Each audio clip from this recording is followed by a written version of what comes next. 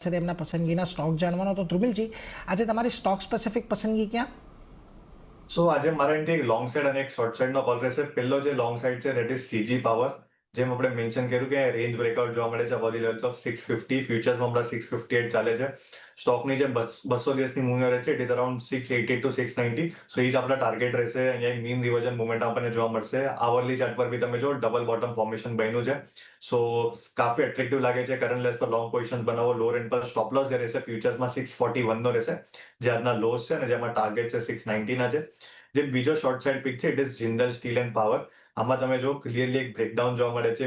Range breakout જે હતું એનું ફેલિયર જોવા મળે છે. સેમ લેવલ્સથી એક રિજેક્શન જોવા મળ્યું છે. લોઅર એન્ડ પર જે હમણાં ફ્યુચર્સમાં જે ભાવ ચાલે છે it is around 1033. Hourly time frame પર જો 200 દિવસના મૂવિંગ એવરેજના નીચે કામકાજ કરે છે સ્ટોક. 1035 1030 આ રેન્જમાં શોર્ટ કરો. અપસાઇડ પર નાનો સ્ટોપ લોસ રહેશે 1050 નો 15 પોઈન્ટનો.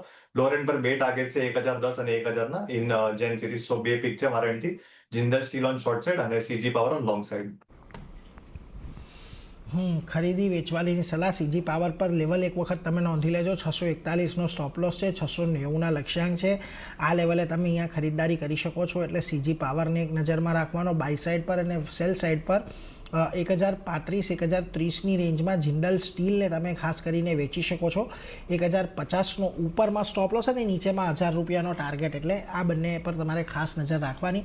આ ખાસ કરીને ધ્રુમિલજી તરફથી આજે અહીંયા પસંદગી આપણને બનતી દેખાઈ રહી છે.